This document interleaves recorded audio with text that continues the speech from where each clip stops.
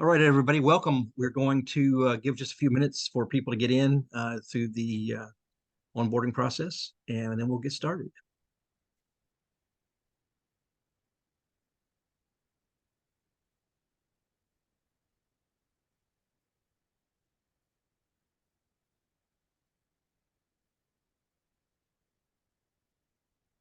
Again, for those of you coming on, and I'll say this a couple more times, we will be letting a little bit of time for people to onboard to get into the webinar, and then we'll get started. And today with me, I have Scott Walker with the Phoenix Fire Department, and we hope to have a very informing webinar for you today.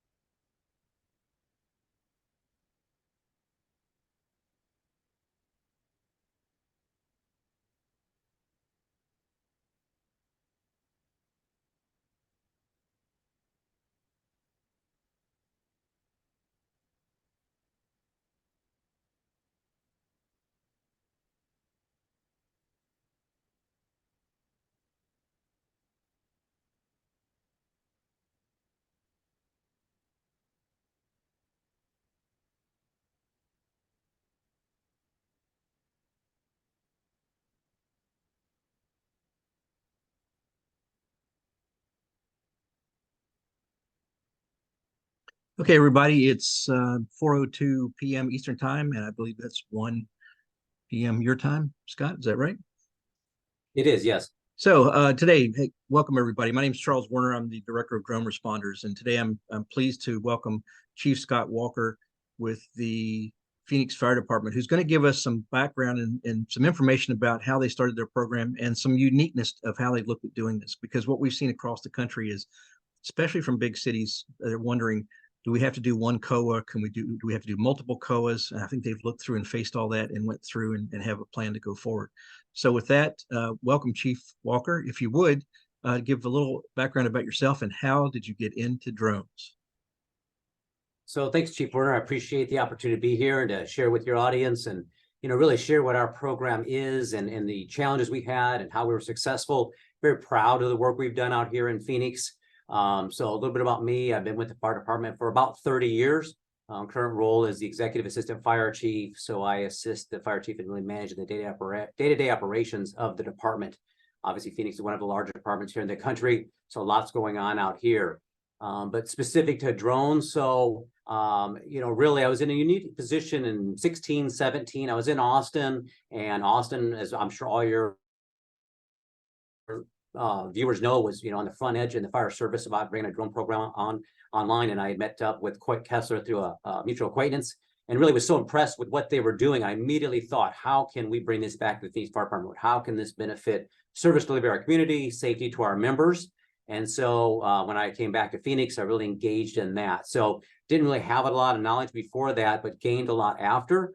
And in my role, as I was mentioning earlier, is I'm really what I would describe as a project champion for our program.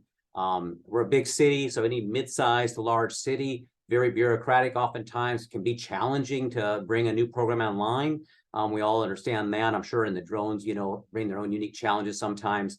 So when I got involved in this, I was really focused on making this a reality.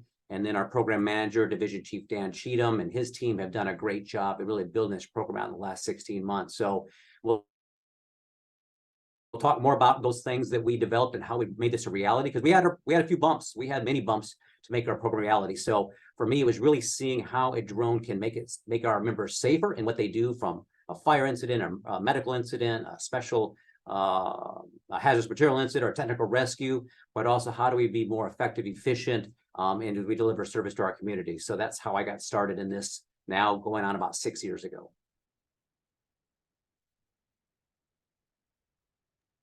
Let me go through my routine questions that I ask everybody in these types of programs. So when did you start your program? So we officially kicked off our program on June of 2022, so about 16 months ago. And so we've grown a lot since then, but I do think it's important to point out we started our effort in about 16, 17. And I think I would like to share for folks, maybe help them along their way. As I said, we had some challenges that, you can learn from what experienced, I think. And so building out a program. And so some of the challenges we had in our program is really, obviously, it was new in the public sector, coming out of the military, what drones can be, how could we use them? We were all learning, I would say, at that point, but we didn't have a clear vision of what our program would be. And that could be a struggle in a big city, right? We have obviously a fire department, a police department, and multi other departments that all thought they knew they wanted drone, but how would they use it? One of our biggest mistakes we made is we over-committed things, and we had too many committees, could never get something together, right? And then we tried to create a policy that was so specific and narrow. By the time it was printed, it was outdated, right? They thought about, let's put in specifically which drone model in our policy. Well, that didn't work. Technology was changing too fast, things like that. So, and then about late 2021, we realized, honestly, we were behind in Phoenix, where we're an innovative department, innovative city. We needed a drone program. And so we basically, myself and just a couple others, took on the task of making this program reality. And that's when we really created a path forward. And we were able to do that in about 6 months. And one of the things we did that I'm really proud of is we created an overarching governance structure for the city of Phoenix for a UAV program. So what that means is we created a technical security and privacy committee. So we involved our ITS director. We involved our city attorneys right in this committee. So basically what happens is if you are a department and you want a drone program, you come up with your policies, your procedures, your use cases, what models you're going to use. It goes to that TSMP committee. They review it from all those things that we know cybersecurity and attorneys need to look at, but they review it, provide feedback, and then you make adjustments. And then we created the executive committee, which is our fire chief, police chief, city manager representation. And we included 2 members of the community on that committee as well. Again, as we all know, transparency and community engagement involvement is critical in these programs. So then basically a department like fire will present their case. Here's what we want to do. Here's what our program would look like. Here's how we'd use it. Here's the benefits to our community. The TSMP's already vetted out those challenges. And at that point, it's pretty easy for that group to say, yes, we see the value, because there's real value in these programs, as we know. So this structure, what I'm proud of is now it's in place. So now our police department could come in right behind us and follow that. Our parks department has just been approved for a program. So all that heavy lifting has been done, and we really created that path for all departments to come online in the future. So we're proud of that. We also had the fire department go first here in the city of Phoenix. Not that, they don't, people don't love our police department, but we know the police departments have a few more challenges, and certainly privacy issues and infringement on rights. We all hear about those things. So we had the fire department come online first, and then let the other departments follow. So with that, and really having now, as I said, myself as the champion at my level, I could really understand and appreciate the strategic benefit of the UAV program. I could make decisions, I could push through the obstacles, and then really get approval, and then let our program managers and our program folks really go forth and prosper. And my role now is really supporting them, keep feeding them the budget, keep expanding, keep them thinking big picture, where do we go next? And so that's how we brought on our program. So sorry, it's a long-winded answer, but there is a lot to how we got to June of 2022 for a program to start. So more specifically, what you've done is you've created a template for other departments that want to come in next, and you have basically the outline questions of saying, here's what you need to answer and submit. Now I take it that you have one COA for your entire city.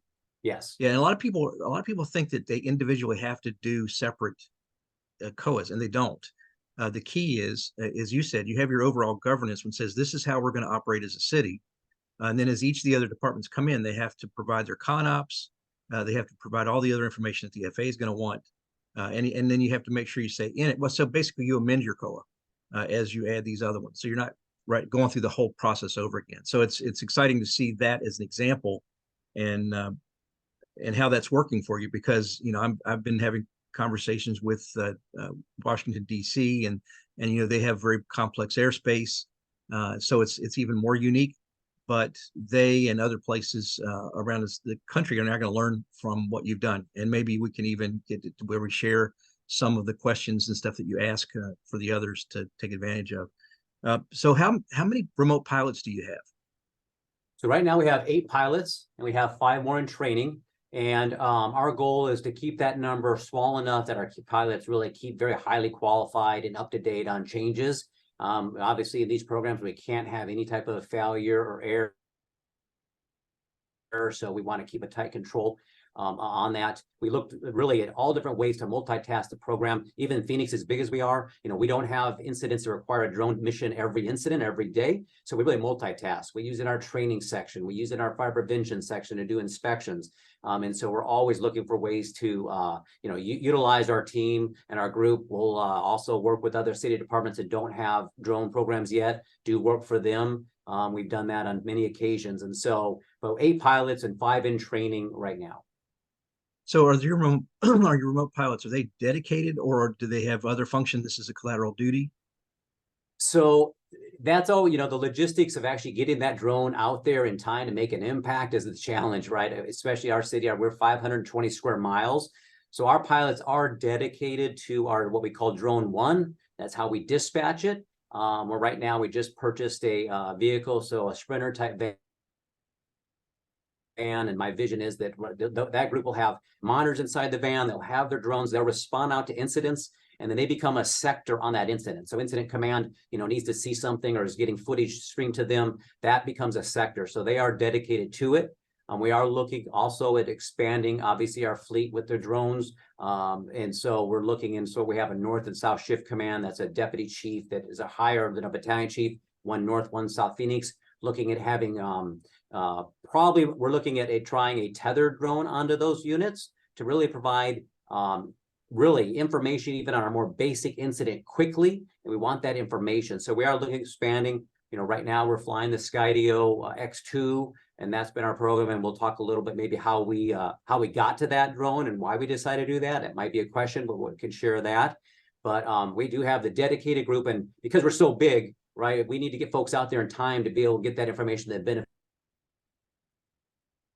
the incident command or benefits the incident for the things we talked about. So, so have you done any missions for the police department so far? We have initially, right now, the police department has brought on their program. And so our team and the police department, we work really seamlessly. We're very fortunate here in Phoenix. We have what we call our Homeland Defense. So that's police and fire dedicated here in the fire department building. So we plan our major incidents, Super Bowls, our IMTs functions out of that. So it really was seamless for those 2 programs to work in that same structure. So we share drones and help each other out regularly. When they need help, we'll go out there for them. Sometimes we've had some really high heat here in Phoenix. Some of you might have noticed the high temps. So when we got to those super high heat days, they actually flew a few missions for us as well. So we work very well with our police department here in Phoenix. So you mentioned that you're using the Skydio X2. Go ahead and talk a little bit about how did you come to that conclusion, and then I'm gonna ask you. I'm gonna tag this onto it. So have you seen the X10, and what are you thinking about it? So sure. So we started the program, as I talked about, trying to overcome obstacles, and that's what I encourage folks is really look for those obstacles for your program, and lean into them and find a path through those as you look to bring a program on. So early on, we have a very, obviously, Phoenix is attacked by cybersecurity issues all the time, trying to get into our networks. So we have a very stringent cybersecurity process and review process. And so one of the things that I was very much really strict about is that we were going to bring online our first drones. We're going to be on the blue list. And I know this is very debatable out there. It was very debatable with our program manager. He did not want to, he was resistant at first, it just would be limiting. But I said, no. This is how we get through our obstacles quickly, right? We can circumvent the whole cybersecurity issue if we can say, well, it's DoD approved, it's others have vetted this, and we can answer a lot of the questions. So that was why we went down that road to start. And then as we looked at what was available, we saw in the Skydio product, and we were impressed with the product. We were impressed with their autonomous mapping feature, again, in our fire prevention. We're looking at their obstacle avoidance features. And so really, as we looked at it, it really became the obvious choice for us to go with that product for initial launch. And then we've been working with Skydio and trying to find and provide feedback how to improve the product. And I would hope maybe some of the things we've shared maybe went into the X10. You mentioned that, so we're certainly looking at that. And so, on the X10, certainly the higher temperature rating is significant here in Phoenix, because that is our biggest challenge, probably, is the temperatures, as you can imagine. Also, the 5G capability. I mentioned to you, Chief, there is the next step in the future. This program is here in Phoenix. We do mountain rescues regularly. If you've been out to Phoenix, these are vertical trails that are challenging, very labor intensive. And so my vision is that we will have a nest type of the Skydio nest, or a nest on one of our guard shacks, maybe with the X10 in there. And so that when we get a mountain rescue, we could dispatch that through our CAD, dispatch that drone to get that drone really on theater above the rescue location, and start streaming that back to our crews so they can see, what's the terrain, what's the technical needs, what equipment do they need, where's the patient, and they can really start making the plan while they're en route. So I know that's my dream and vision. I'm going to work to try to get there. There's a lot of things to work through, but I think the X10 can offer that, potentially for us. So we're impressed with what we're seeing there, and been very happy with the Skydio X2 so far. Yeah, so I think you're going to be doing a variation of a drone as a first responder program, as we've seen more on the law enforcement side. So we'll be excited to see your progress in that area. Can you tell me a little bit about the challenges that you had? I know first you had you overcommitted it. That was the one thing. But what were the other challenges you had internally? Any other discussions or roadblocks that stood in your way?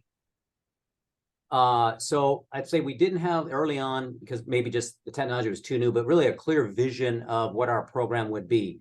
For the fire department, and initially we assigned our special ops folks to try to develop the program. We had fire, we had police, we had every city department doing their own thing, and then trying to multiple committees trying to figure out what that would look like. We had IT committees, we had attorney committees, we had training committees, we had operational committees, and everybody had their ideas, but we could never get all those committees and all that input into a policy. And then they started really fearing what may come. And so the way they were going to solve that, as I said, is to actually list what particular model UAV we can use. That was not going to be successful, right? That changed too fast. And so that was some of our biggest challenges. No real vision, no real path. And I would say no true project champion that can be at the level of maybe making decisions, driving through the obstacles, helping to drive the program forward. Again, that's really how I describe my role. And I give all the credit to our folks that built the program, right? I just help them guide and through the process. So I think if you can get a project champion that can, again, be at the right level to drive through those things, have a clear vision. I think I'm always a big proponent of building out a business case of what it is. So why do you need a program? What's it going to do for a service delivery community? How is it going to make safer for your members? What are the costs? What are the positive impacts? That's a tangible document now you can take anywhere and share. And so we created all those things as we stepped back, and Chief Cheatham did a very good job creating that business case, and we could take that, and then, as I said, lean into those challenges. You're going to have them, but obviously the privacy security issues and infringement of rights. And so once we created the governance, once we created our policies, procedures, and our use cases, we went out to the public. We did 14 different community meetings, and with police and fire and parks that we knew would be bringing a program online, and talked to the community and told them what we were going to do and how it was going to make the community better and safer, and address the questions. We had some on, infringement of rights, those things, but we could address that, right? There were good answers. There are answers out there.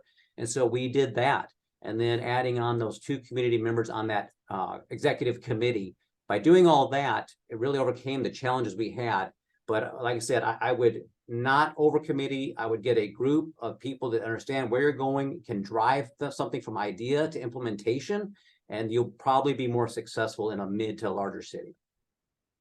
Yeah, so those of you that are listening here and you're not members of Drone Responders, you might want to join DRONERESPONDERS.org. Membership is free, and we have the largest online resource center, and a lot of those things that the chief is talking about are in there: policies, procedures, and he has said he's willing to share the information he has. So if you want to copy that, just email me, Charles@DroneResponders.org, and I'll make sure you get a copy, because I'll get Chief Walker to give it to me, so I'll take him out of the loop of having to send out all these separate emails. But one of the questions that came up is, so what types of calls does it respond on now? And do they respond automatically by dispatch? So yes, we do dispatch on certain incidents, but we can also, obviously, incident commanders can request it. But where we're sending the unit right now, structure fires, our mountain rescues, our hazmat incidents, trench rescues, our fire investigations group are using it when they need it, not automatically dispatched. As I said, we are doing mapping functions, our fire prevention efforts. Our training section is using it. But as far as dispatch, structure fires, mountain rescues, hazmat incidents, technical rescue, those types of things, trench rescues, automatically dispatch on those incidents and then can be requested by incident commander. Okay, I think I've got a couple questions here that I'll try to cover. It says, how close do you work with Embry-Riddle and AUVSI? You know, we really aren't working that close with them. No, we don't have any reason not to. It just hasn't been something we built that relationship with them here in Phoenix on our program. So we have worked across obviously many departments, and maybe some of you listening have helped us build our program. So we're definitely collaborative. We just haven't had to really engage with them yet, or we're engaged with them. So then there's a question that is probably for me. Please better define COA and how do they function with the FAA? So the COA is a certificate of authorization. It's a basic waiver that allows a department or organization to operate as a public aircraft operation. A COA is only available to an entity that is actually a political subdivision. That means it has to be a city, town, county, state agency, federal agency, tribal, or territorial. So if, for example, volunteer fire departments and those kind of things are not eligible unless they're considered a part of the town or city and there's an agreement as such. What's important about a COA is that the COA allows you to do things beyond the norm of Part 107. And specifically, drones of first responders, one example, you have to get a beyond visual line of sight waiver, and you can only do that under a COA. And there's also a tactical beyond visual line of sight waiver, which allows you to fly 1,500 feet laterally within 50 feet of the highest obstacle on dangerous missions. So if you've got a hazmat incident, if you've got a hostage situation, an active shooter, where it's actually dangerous to literally be in a line of fire or in the visual line of sight, it allows you to do that. And as long as your airspace allows it, you can do it anytime you want. A COA also, what we've seen, and Chief Walker, I haven't talked to you about this, but what we've seen, and it started in Las Vegas, is that under a COA, we've actually been able to get custom facility map grids. And what facility map grids are, for those of you that don't know, are the limitations that are put on the areas around airports. They create a map that tells you in each section how high you can fly or that you can't fly at all. And we've seen it be able to go from 0 grids in a lot of places to at least 200 feet to allow public safety to fly. Now that makes it custom to the public aircraft agency alone. It doesn't make it open to the public. So we have seen that. And as long as the airports approve it, it usually gets done. So next question, how would your interface, Chief Walker, with your program with my local department, since you have this template? And I think the answer I said earlier was, I'll get a copy of his template and the questions, and then send an email to me, charles@droneresponders.org, and I'll send that to you. And that will give you the direct understanding of how that's done. And if you have specific questions, please ask them as we go forward. And then I've got one more. I've got a couple questions here. Get that one. What qualifications you use for an incident to have a UAS dispatch? What was your process of your thinking? So really, we took a pretty wide swath of incidents, right? Anywhere we think there's potential that UAV is going to benefit the incident commander or that incident for safety or service delivery, we want it there. And that's our approach. So obviously the low hanging fruit, the fire department, certainly structure fires, right? To get that overhead view, that 360-degree view is certainly a really pretty easy one for us. Mountain rescues are huge because we're getting that information ahead of time. The hazmat incidents, again, we can put the UAV in there into that environment without our folks. We've got a lot of, electrical vehicle issues, or not issues, but, fire incidents and there's all those vehicles here in town. They're in buildings. They go back at night and get charged. So we're now actually sending the UAV inside the building to assess what's going on before we send our folks.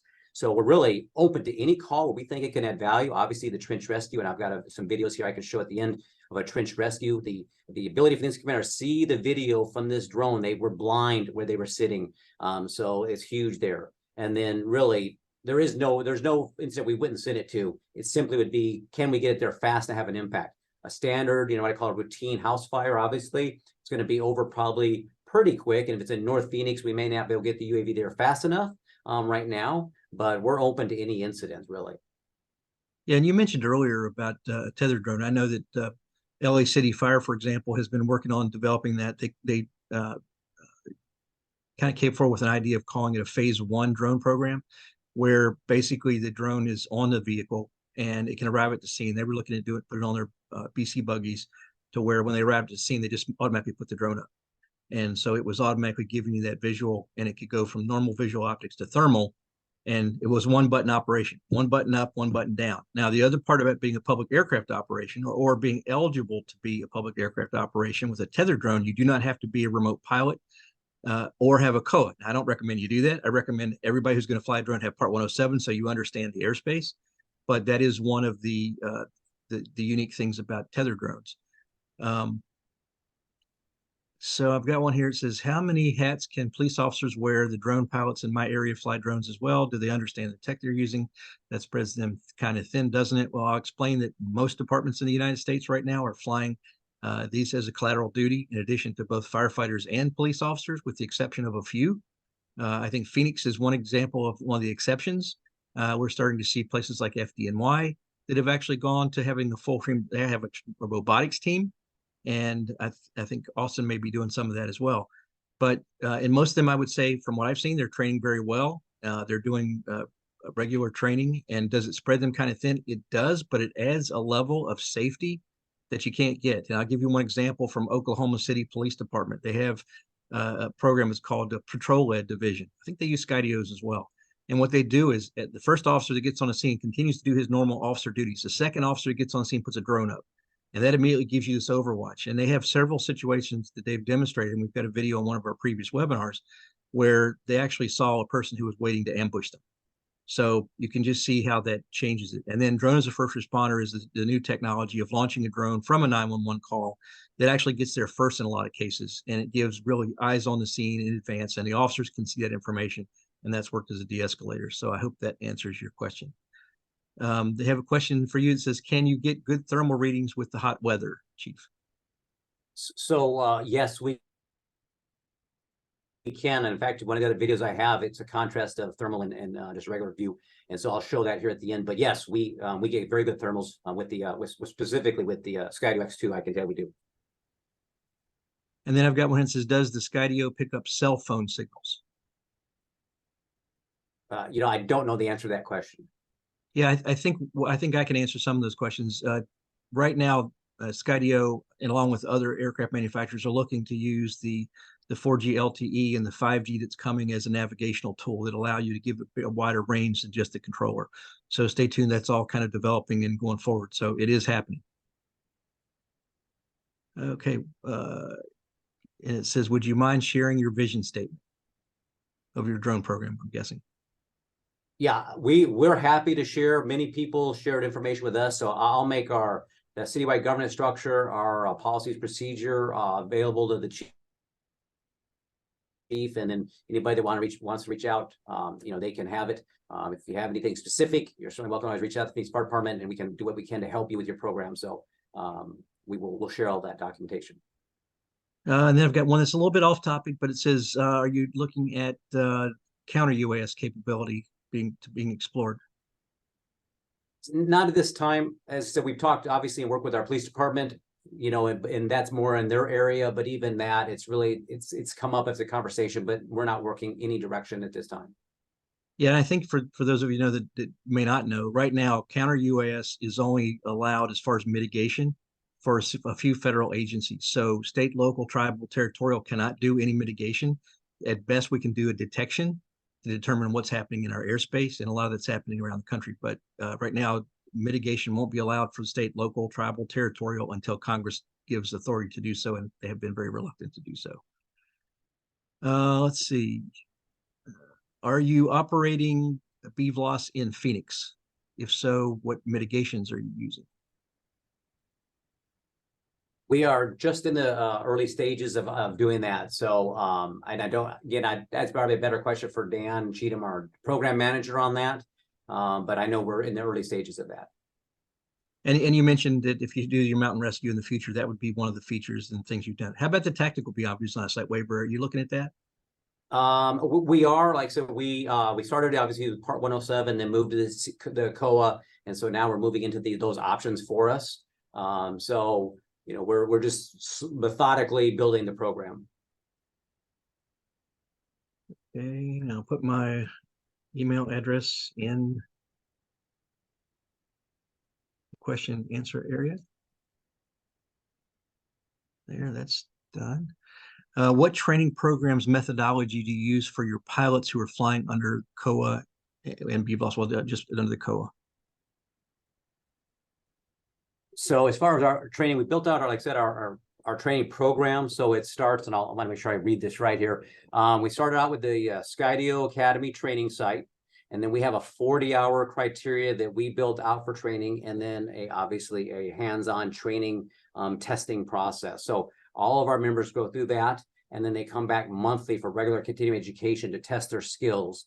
So obviously we looked at, different NFPA, FAA requirements we built into our program. And so that's our model of our training program. And then our policy procedure that I'll share, it outlines the training even more. And are you using any of the NIST courses in that? Yes, I apologize. Yeah. That's the test. That's the final test for our pilots to actually be a pilot. So you use the NIST test lanes as your proficiency test? Yes. What's the average cost you spend per device? Is there additional pay for having multiple functions in your department?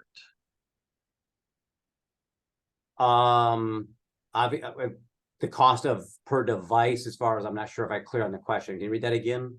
I think they're talking about the aircraft. So obviously we started out with we have the Skydio X2s. That's what we have right now. So I don't know the exact price, to be honest with you, what we paid for them. So that's the units we use right now. That's the only type of drone we use at this time. Okay, and then I've got to mention here, this is Photokite already has developed a tethered drone to a roof of vehicle with an enclosed case. So I've just read that to everybody so they've seen that. Can you talk a little about practical skill training? I think you just did that basically with the course that you looked at, and you've got the NFPA and the other standards and use of the NIST for proficiency. So I think we've kind of covered that. And it's a 4-year class. And what I'll do is I'll get with Chief Walker to get kind of we'll get a folder up on the Drone Responders Resource Center with the Phoenix resources, and we'll just put them all in one place for everybody. So that's another reason for you to join droneresponders.org. Answered that one. Answered that. You can track public safety devices with free apps from your phone. Question. So if you're talking about the remote ID, you can detect the devices with a phone that has a compliant remote ID drone. Now that the September 16th, I think, was the date that was requiring the remote ID to be in place. However, the FAA has delayed enforcement, not compliance, enforcement of the remote ID on drones. So if you have a program and you don't have it, you need to go ahead and get it, because if you have an older drone that requires a broadcast device, you're going to need to order that, because it may take 2 months. So don't wait until March to order it, because then you'll be past the enforcement period. You can also go to the FAA website and look up remote ID, and it can actually give you a list of all those compliant aircraft with compliant remote ID that meets the requirements. So let's see. I'm a GIS specialist for the small city, population 30,000. Can you discuss the advantages of disadvantages of a COA over a team of 107 pilots? I'll answer that. It really depends on what you want to do with it. If you're flying commercial flights, Part 107 is going to meet all your requirements. But if you want any of the BVLOS waivers and you want to do anything that's beyond the normal Part 107, then you have to get a COA. That's the big difference. The one big difference about a Part 107 pilot is you actually can fly without a visual observer. That's one of the unique things about Part 107. With a COA, you have to have a visual observer that's flying with you. The next one says you teach theory and you give a practical, and that answer is yes. Trying to go through and catch all these things. Which NIST policies are you using? I think they're using the NIST standard test methods for small unmanned aircraft systems, which is under the UAS, the NIST robotics program. And again, we have a NIST folder in the the resource center at Drone Responders. And you can get all the NIST information there. It has all the forms, the procedures, the design of the courses, and they're very inexpensive. And what is your annual budget for your program, Chief Walker? So this has been, obviously budgets drive a lot of things, right? And Dan, obviously he's participate in the webinar. He just texted me, bailed me out here. So we're spending about $15,000 per UAV. He just let me know.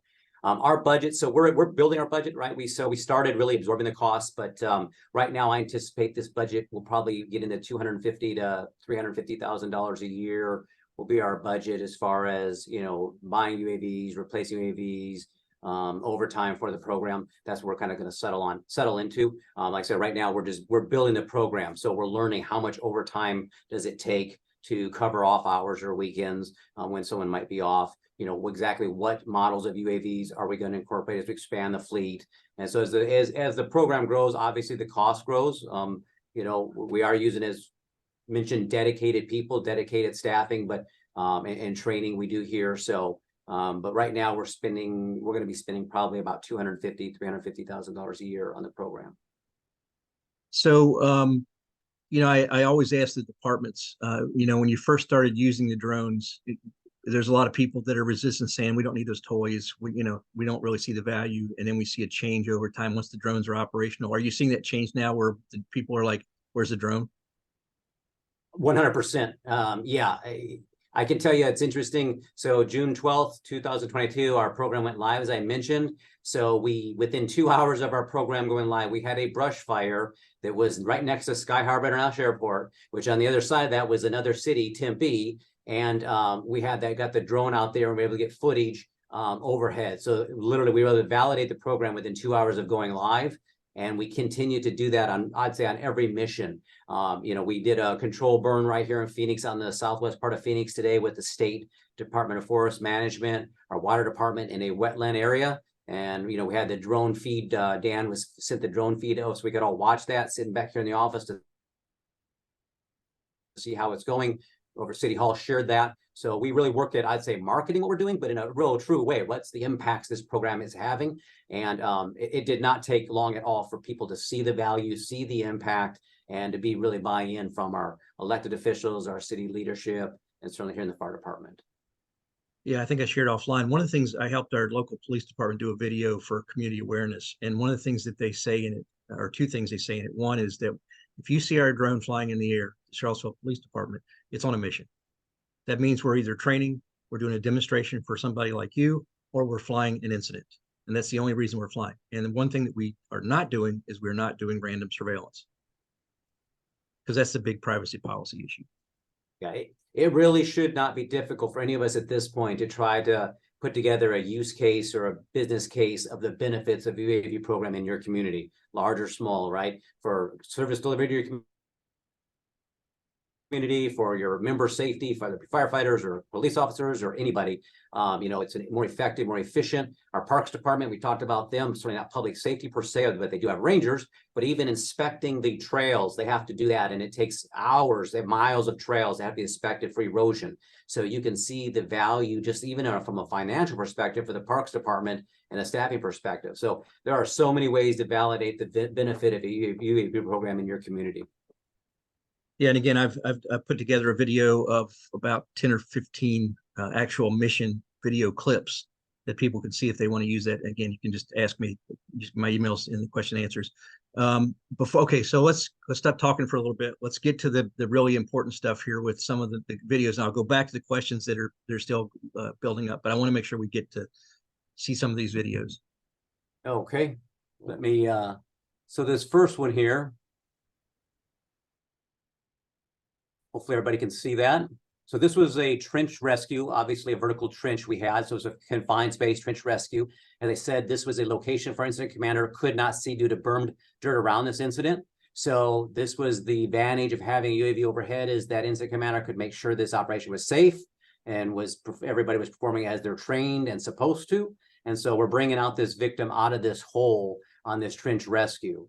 So just that alone, obviously, firefighter safety, better service to the better community. And so that's a great one that I think captures what the benefit of a UAV is there, right? And are you using streaming? We are, yes. So we're really expanding our ability to stream. Right now, we want to get it. Right now, Dan, obviously a program manager, sends the link out to all of us. We want to get it where we obviously have a more robust streaming ability. That's our next step. And so what your incident commander is able to see at that process is the progress is taking place. And should anything go wrong, they're immediately seeing what happens. Yes, so on that incident, right now, our drone operator would be providing this feed to our incident commander. So the incident commander will be watching this in real time, that operation.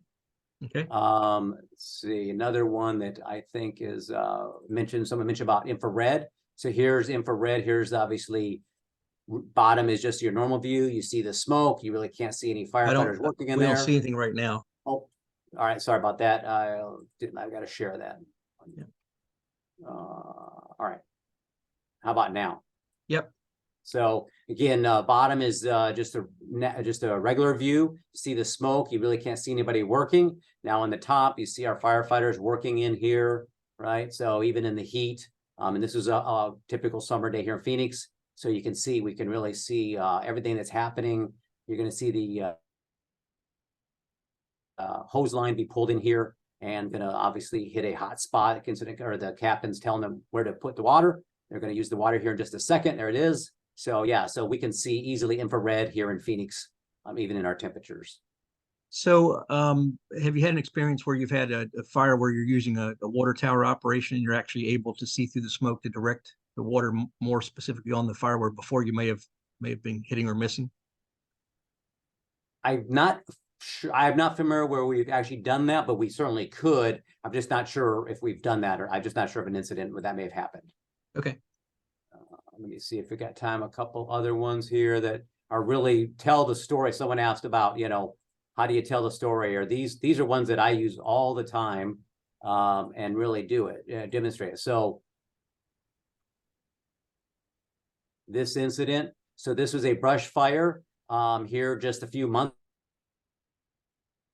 ago in Phoenix. And so what's important about this, you see this brush fire, this there just to the left, that is a homeless encampment. We've got obviously some homeless issues here in Phoenix. We have a lot of homeless living in these brush areas that we don't know about.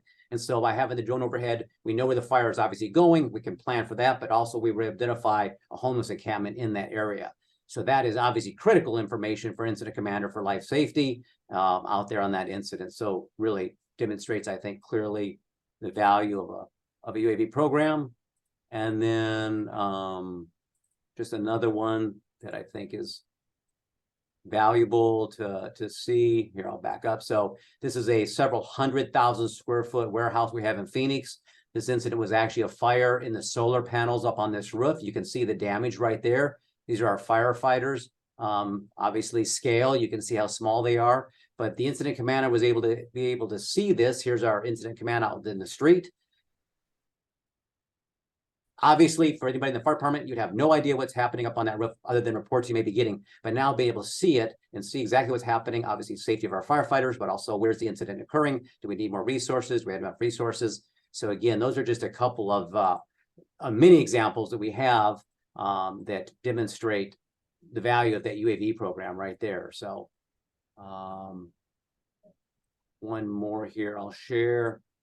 This was just a fire just a few months ago here in Phoenix. This actually was a 4-alarm fire that due to weather conditions actually spread through multiple structures. This is in actually downtown Phoenix area. You can see the amount of vegetation, debris, different structures here. So this fire actually spread through 4 different residents in this area.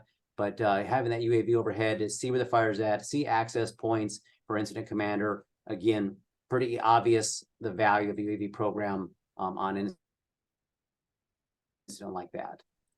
So those are just a few that I had pulled that I wanted to share, thought people might appreciate. Yeah, and I know that a lot of departments have had success using the thermal camera when they have a structure fire, and maybe there's nothing showing exteriorly, but they're seeing a heat signature on the roof that's showing that there may be an integrity issue, which means we keep our firefighters off the roof, which is the most dangerous place they're probably going to operate in a fire. Exactly. So have you used it in any hazmat incidents yet?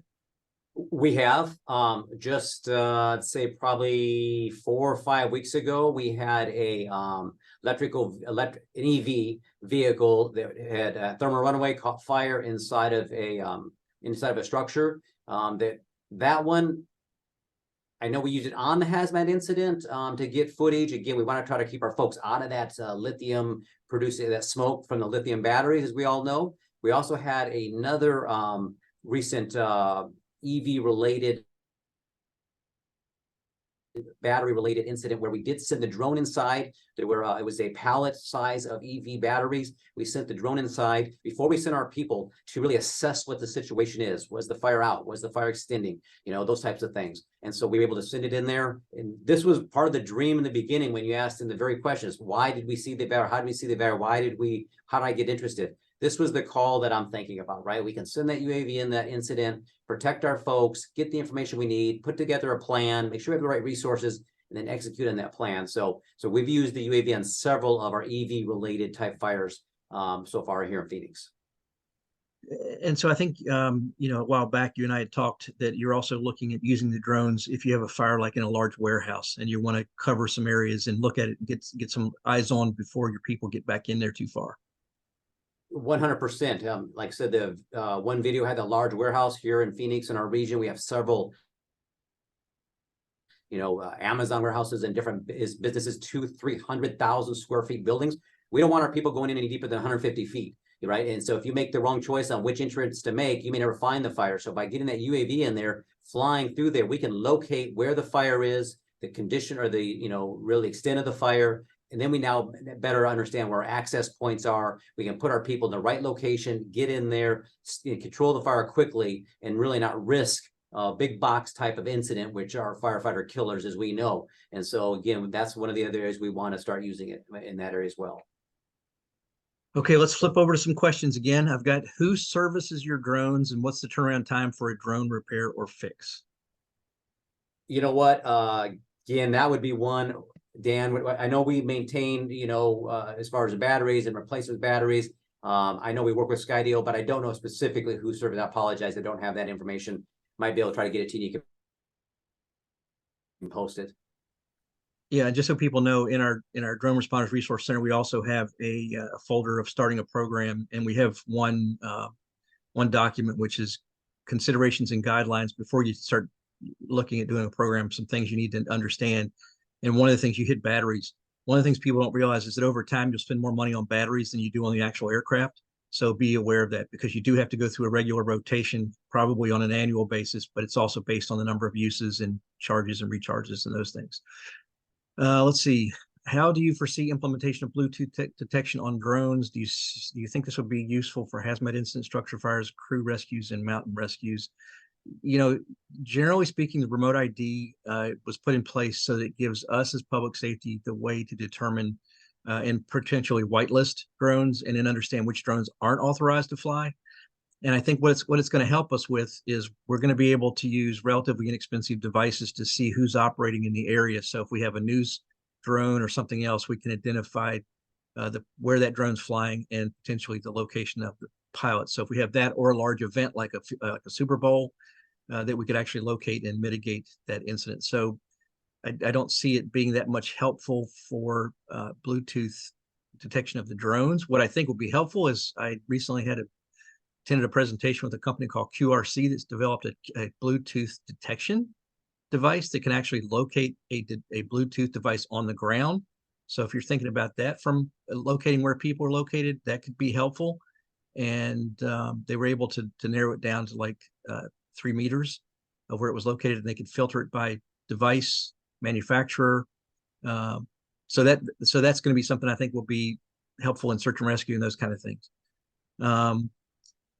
Question is, if we have a COA, do we have to fly under it? Can we choose to fly Part 107, one flight, and under the COA or another?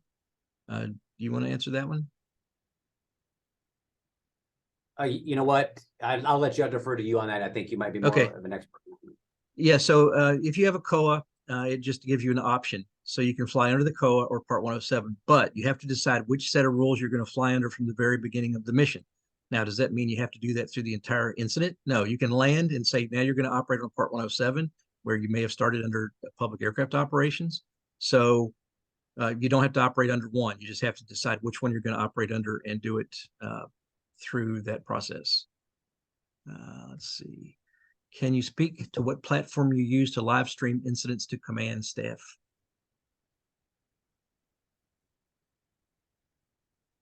Right now, we're just using the Skydio links to our command staff. and we're moving into sorry, I'd drawn a blank on which streaming service. I'll try to get that answer here real quick. Oh, DroneSense, that's it. Yeah, DroneSense is we're moving into our first streaming service. Okay. I think that's what everybody's asking. The same question here. Got that one. Got that one. And will there be a recording of this webinar? The answer is yes. After this finishes processing, it will be up on our Drone Responders YouTube channel, and you can see it there as well.